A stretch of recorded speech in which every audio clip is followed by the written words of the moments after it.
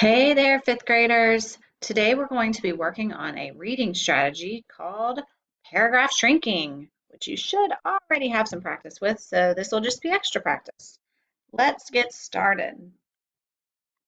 Our learning target today is that we are learning to tell the most important who or what, and the most important thing about the who or what of each chunk of our text so that we can retell what we read. We know we have it when we can retell the passage using our paragraph shrinking and use our paragraph shrinking to help us answer questions about what we have read.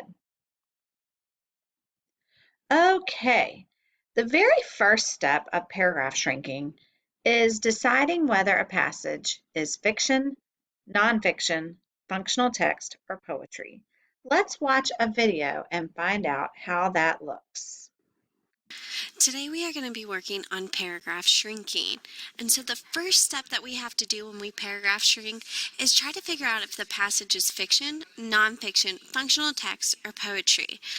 So as we look at this screen and we see the story, we need to skim it a little bit to figure out what it is. So I see it's about a new friend. So that could be a fiction story, but it also could be a nonfiction story. As I look through, I can tell that it is telling a story. As I'm thinking, I see that it could be true, but most likely it is a story that is made up. But it still could happen. Remember, a fiction story can also be a story that could happen in the future. So this story is a fiction story. Now let's take a look at our passage for today. When I look at this first passage of the passage, first page of the passage, and you should have this with you. You'll need to get Magic in the Classroom if you don't already have it in front of you. I notice that the title is Magic in the Classroom, and there's a picture of a frog. So that could be nonfiction, but I don't see any text features. Now, if I just skim through, I can see there's someone named Emma and someone named Sarah. There's a Mr. Stevens. I know that if I see characters and I don't see any text features, along with, well, the title is Magic in the Classroom, that probably gives me enough clues to know whether this passage is fiction, nonfiction, functional text, or poetry. Can you tell what the genre is? What do you think the passage is? Go ahead and write on your paper on the Magic in the Classroom passage. Do you think this is fiction, nonfiction, functional text, or poetry?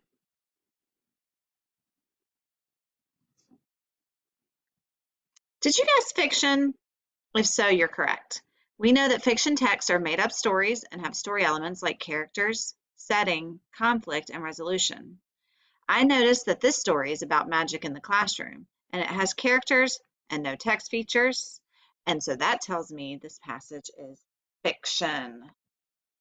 Okay, the next step of paragraph shrinking, step 2, after you determine what genre it is, step 2 is to chunk the passage.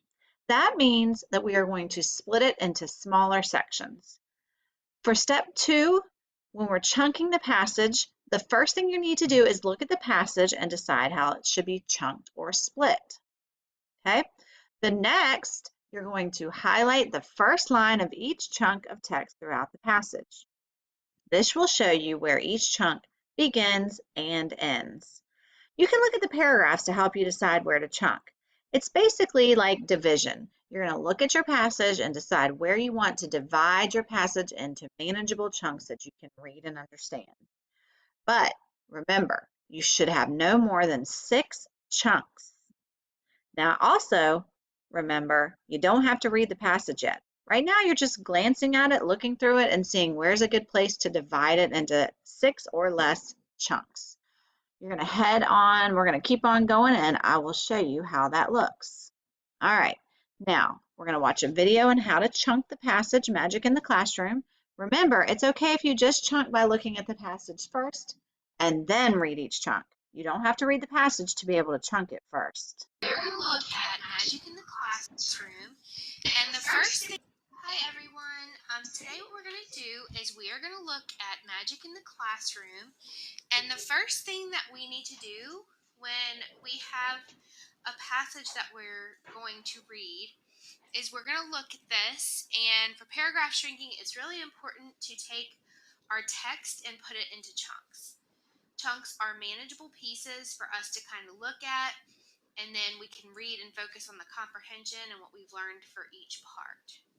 So I'm going to take a minute and I'm going to kind of look at Magic in the Classroom, and at the beginning of each chunk, what we're going to do is highlight the first line.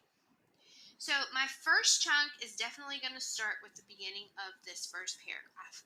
So I'm going to go ahead and highlight, on her first day of school, Emma wore a tutu, a red cape, and a pair of swim goggles.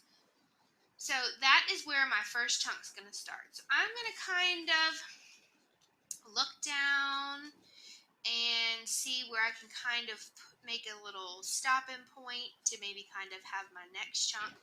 And normally when you have chunks, you want to kind of put a couple paragraphs together. So I'm thinking like my first paragraph here and the second paragraph I'm going to put together. So I'm going to make my second chunk start actually down here at so.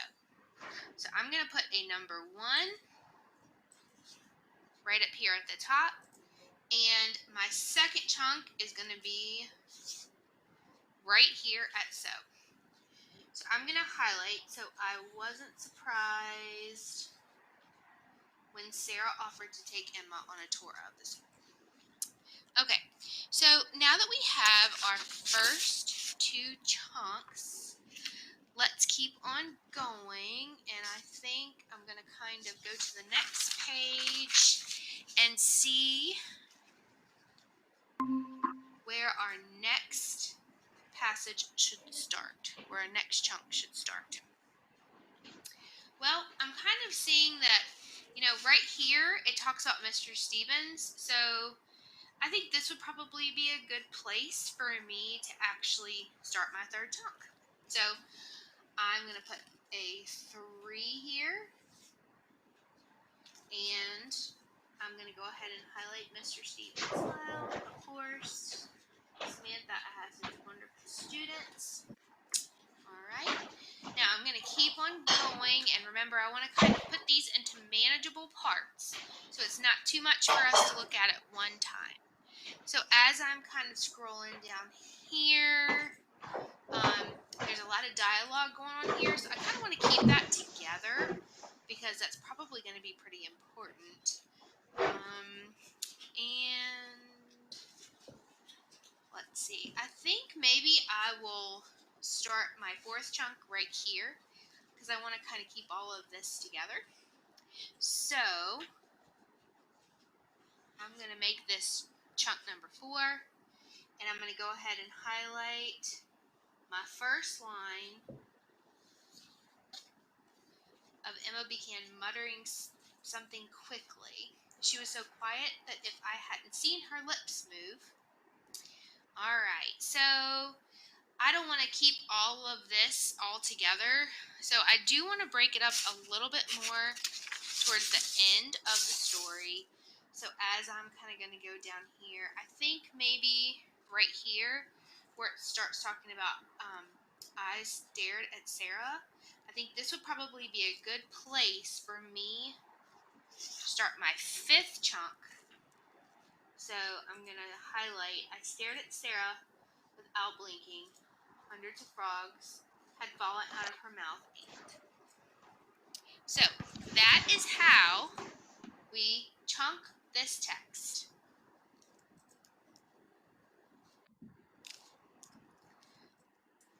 Okay, now that you have chunked your passage, you're going to need to divide your notebook paper into sections and number each chunk with the numbers of the corresponding paragraphs. Watch this video to see how we do it. Hi everyone, so we just chunked our passage of Magic in the Classroom, and so after we figure out our chunks, we have to use our scratch paper and kind of break this into parts so we can work on our summarizing. next. So the first thing I'm going to do at the top of my paper is I'm going to go ahead and write my title, which is Magic in the Classroom. Right up here at the top. Now, I broke this passage up into 5 chunks. So what I'm going to do is I'm going to put a 1 over this onto the side. I'm going to come down a little bit, give myself some space. Okay. And I'm going to draw a line. And then I'm going to come down. And I'm going to put a number 2. Give myself some space. I'm going to put place for chunk 3. Where our next Give myself some space. where our next chunk should start. Chunk 4. Well, I'm kind of seeing that, right here it talks about Mr. Stevens, so I think this would probably be a good place for me to actually start my third chunk. Now, sometimes we break our passages up into more chunks. It depends on the length of the passage. But for this one, I feel like I had 5 good manageable chunks. So this is how you divide your paper to help you with paragraph shrinking. All right. Now I'm going to keep on going. Okay, now we're ready. Once you've divided your paper into sections that match your chunks, we're going to read each chunk one at a time. When you read the chunk, you need to do the following. All right, so you read it, then you cover it up and tell it in your own words. Paraphrase what you just read. Then you're going to paragraph shrink. You're going to write the most important who or what, so in fiction that would be the character, and the most important thing about the who or what. So what are they doing? The character, and what are they doing? Then you're going to write your chunk or draw and label. It needs to be just a quick, short sentence, not something long. You're going to repeat with each chunk in the passage. When you're all finished, you're going to retell using your shrinks to make sure everything makes sense. Now let's go ahead and watch a video on how to paragraph shrink. Don't forget to retell using your shrinks when you're finished writing them and make sure it makes sense. Let's watch how we paragraph shrink with our chunks. Hi everyone. What we're going to do now is we have done our chunks for Magic in the Classroom. We have set up our paper, and so what we are going to do together now is we're going to actually read through our text, and we're going to be pulling out the most important who or what for each chunk. So let's start with chunk number 1. On her first day at school, Emma wore a tutu, a red cape, and a pair of swim goggles that she kept over her eyes. Mr. Stevens said they were not under any circumstances allowed to make fun of her. Emma is different, he said, and that exasperating tone adults use to explain things while not explaining them at all. She needs your support and understanding, and I will not tolerate bullying in my classroom. Of course, that didn't stop Sarah, who, as everyone knows, is a bully. The other day, Sarah turned to me and said, "Oh, Samantha, you're the best writer in our class. I only wish I could write as well as you do." She smiled sweetly at Mr. Stevens, who just happened to be passing by with our homework assignments. As soon as he turned his back, though, she stuck her finger right between my ribs and wiggled it. "Teacher's pet," she said, and then she looked away, tossing her hair. I still have a bruise. Okay, so for my first chunk, I need to think about what is my most important who or what. So let's think about the characters that we've seen so far. We've got Emma, and we've got Mr. Stevens, who's the teacher. And then we have Sarah, and Sarah's being described as a bully. Emma is being described as someone that's different. So the most important part of this is it's setting up our characters and telling us a little bit about them. And Mr. Stevens says from the beginning that he doesn't want Emma to be bullied because she's different. So that's going to be our most important who or what for chunk number 1. So I'm going to go ahead and write Mr. Stevens doesn't want Emma to be bullied because she is different. Okay, let's take a look at chunk 2. So I wasn't surprised when Sarah offered to take Emma on a tour of the school. I was sure that this was phase 1 of her full-on attack against Emma in that bizarre outfit. Because Mr. Stevens is an adult and all adults think Sarah is perfect, he agreed. Sarah, I think that's a wonderful idea. Very thoughtful of you. This was not a good sign. Sure, Emma seemed weird, but she certainly didn't deserve to be subjected to Sarah alone, one-on-one. And so I did something that would lead to one of the most fantastical amazing experiences of my life. I raised my hand. Mr. Stevens, would you mind if I went too? I'd love to get to know Emma better. So chunk 2 is talking about how Sarah is offering to take Emma on a tour of the school, but Samantha does not want anyone to make fun of Emma or Emma to have to be bullied by Sarah. So she's kind of decided to step in and go too to try to protect her. So for chunk 2, we're going to say Sarah is bullying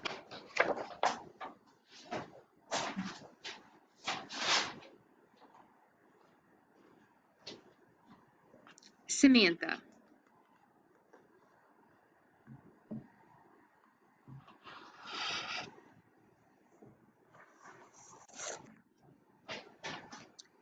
Okay, so let's look at chunk 3. Mr. Stevens smiled. Of course, Samantha. I have such wonderful students. Sarah glowered at me, but I didn't care. Come on, Emma, follow me, I said. Emma trailed behind me. So where are you from? I asked her. Here and there, she said. What do you like to do for fun? I asked. I was struggling to find a conversation. Magic, Emma replied. Sheesh, I thought to myself. This was not going to be easy. Magic? Sarah cried. Maybe you could magic yourself some new clothes, she laughed. Emma's nose crinkled. I bet they kicked you out of your last school, Sarah continued. I wouldn't be surprised if... Enough, Sarah, I said. Her high-pitched squealing was getting to me. And this is where things began to get strange, unbelievable, and downright magical. So right now, in this chunk, Samantha agrees to go. She offers to go on the tour because she wants to protect Emma from Sarah. And so Mr. Stevens lets them, and so they all start on the tour together. So we're going to say Samantha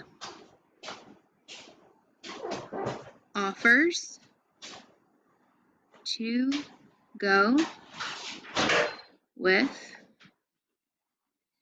Emma and Sarah on the tour.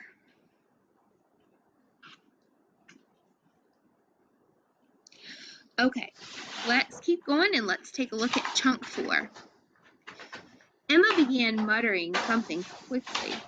She was so quiet that if I hadn't seen her lips move, I would have doubted that she was saying anything at all. She began moving her hands in small circles, and she stretched her head back so that I was sure she could see whatever was behind her. Stop it, Sarah said. Stop it, stop it, stop it. Up until that point, I had been too busy watching Emma to notice what was happening to Sarah. She was hunched over, resting her elbows on her thighs. She was taking deep breaths, and this is the absolute truth, frogs began jumping out of her mouth. Little ones at first, yellow and red frogs splashed with black polka dots, and then big ones, bullfrogs and warty toads that skipped out of her mouth and tumbled onto the floor. So, taking a look at chunk 4, Emma looks like to me that Emma is putting some type of a spell on Sarah because she's bullying her and picking on her to make frogs jump out of her. So, for chunk 4, I'm going to say Sarah begins to bully Emma. So Emma casts a spell on Sarah to make frogs come out of her mouth. All right, so let's see what happens next. I stared at Sarah without blinking. Hundreds of frogs had fallen out of her mouth and onto the floor. Then suddenly, Emma snapped her fingers and all of the frogs disappeared. "What did you do to me?" Sarah asked fearfully. "Nothing," Emma shrugged. "What are you talking about, Sarah?" I giggled. "I didn't see anything." Sarah went home from school early that day. She told Mr. Stevens she didn't feel well. The next day, she came to school wearing a tutu, a red cape, and swim goggles. She turned to Emma with a smirk. "You're not the only one with tricks up your sleeves," she said. "Some things never change," I whispered to Emma. She smiled. I had a feeling this was going to be a great year. So looking at chunk 5, Sarah gets really upset about what Emma did to her. And so she leaves school early that day, and she decides the next day she comes back to school dressed like Emma, and then says that she's not the only one that can do tricks or has tricks up their sleeve. So it sounds like to me that she's trying to come up with a plan to get back at her. So for our last chunk, I'm going to say Sarah comes dressed like Emma and plans to get back at her. Okay, so let's take a look at our chunks that we have. So remember, guys, when you're paragraph shrinking, what you want to do is have enough information where you know what the story is about. You've pulled out the most important who or what, so you know what's going on. But you can have enough information to answer questions or to understand without having to go back and reread the entire story again. So let's take a second and let's look at our chunks that we have. Mr. Stevens doesn't want Emma to be bullied because she is different. Sarah is bullying Samantha. Samantha offers to go with Emma and Sarah on the tour. Excuse me. This should be Emma. Samantha. Sarah begins to bully Emma, so Emma casts a spell on Sarah to make frogs come out of her mouth. And then Sarah comes back dressed like Emma and plans to get back at her. So by looking at all of our chunks that we have together, we have a pretty good picture of what Magic in the Classroom was all about. Okay, now it's your turn to try paragraph shrinking. Let's take a look at the title of this passage. It's called Bruce and the Spider. And let's go ahead and look at the first paragraph too. Just skim over this. Now, do you think this passage is fiction, nonfiction, functional text, or poetry? You should have a copy of this in front of you. If you don't, you need to go get it. Bruce and the Spider. And at the top, I want you to write whether you think this is fiction, nonfiction, functional text, or poetry. Okay, so let's take a look at that picture. The title is Bruce and the Spider, and I can see the name Robert Bruce. You live to be brave and kind. What do you think this passage is? Write it at the top of your paper. Now I want you to highlight the first line of each chunk of Bruce and the Spider. You're going to go ahead and chunk it by highlighting the first line of each chunk. Then you're going to read the article one chunk at a time. As you read, write your paragraph shrink on your paper. And remember, no more than 6 chunks, and your paragraph shrink should be short. Let's talk about why we paragraph shrink. We paragraph shrink to help us understand what we're reading and to answer questions about what we've read. So, whenever you are answering questions and you just paragraph shrink, you're going to do the following. You're going to read the question twice. You're going to highlight the keywords. We call that jail the details because those are the details. You put them in jail with the highlight. You're going to use your highlighted keywords to decide what the question is really asking. Then you're going to need to figure out what you need to do to answer this question. Extra, read all about it. That means you need to go back and reread the chunk. Plug it in. That means you need to replace other words. Zap the maps. That means you need to go to the maps or the text features. Gotta know it just means it's something you have to know, that you have to maybe infer. You're going to read all the answer choices, and then, this is the most important part, you're going to use the paragraph shrinking to help find evidence in text. So, I know if the question asks me about something that happened in chunk 2 from my paragraph shrinking, I need to go back and just reread chunk 2. I don't have to reread the whole passage. I just need to reread that chunk. Then I'm going to find and highlight the text evidence that supports the answer, that answers the question. I'm going to reread the question and all the answer choices. Slash the trash means I'm going to get rid of any answers I know aren't correct. And then I'm going to select the best answer. So let's practice. All right, you're going to need your paper to answer this. We can use the notes we write when we paragraph shrink as a map for finding text evidence when we're working to answer questions about what we've read. Answer this question. Who is identified as the bully in this passage? Notice that I highlighted the keywords to decide what the question's really asking. I highlighted identified as a bully. Now, we're going to answer that question using your paragraph shrink. So pause and go see if you can figure out who is the bully in this passage. I hope you said the answer was Sarah. If so, you got it. I found the answer in chunk 2 because my paragraph shrink for chunk 2 said Sarah is bullying Samantha. I then went back and reread chunk 2 and used extra, read all about it just to make sure that was the correct answer, and it was. Yes. Okay, let's try again. In the passage, Samantha asked to go with Sarah to take Emma on a school tour. What motivates Samantha to ask to go on the tour? Notice how I highlighted the keywords to decide what the question's really asking. I highlighted motivates Samantha because I know I'm being asked about Samantha.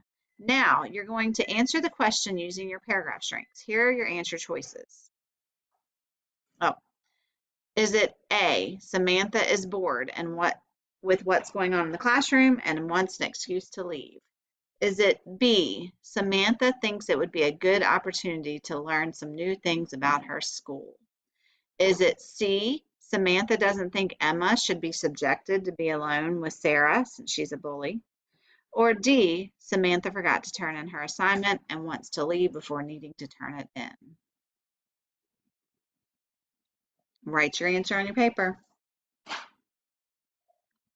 The answer was C. Samantha doesn't think Emma should be subjected to being alone with Sarah since she's a bully. I found this answer in chunk 3 using extra, and I used extra read all about it, which means I went back and I reread chunk 3 to find the answer. All right, let's try another one. Answer this question. I stared at Sarah without blinking. Hundreds of frogs had fallen out of her mouth and onto the floor. Then suddenly, Emily snapped her fingers and all of the frogs disappeared. Based on this information, what can be concluded about the disappearance of the frogs?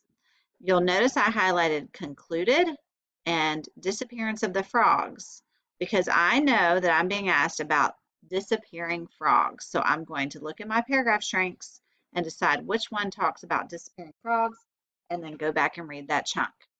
Your options for answers are A, Samantha makes the frogs disappear by staring at Sarah. B, Sarah makes the frogs disappear by closing her mouth. C, the frogs disappear without anyone doing anything.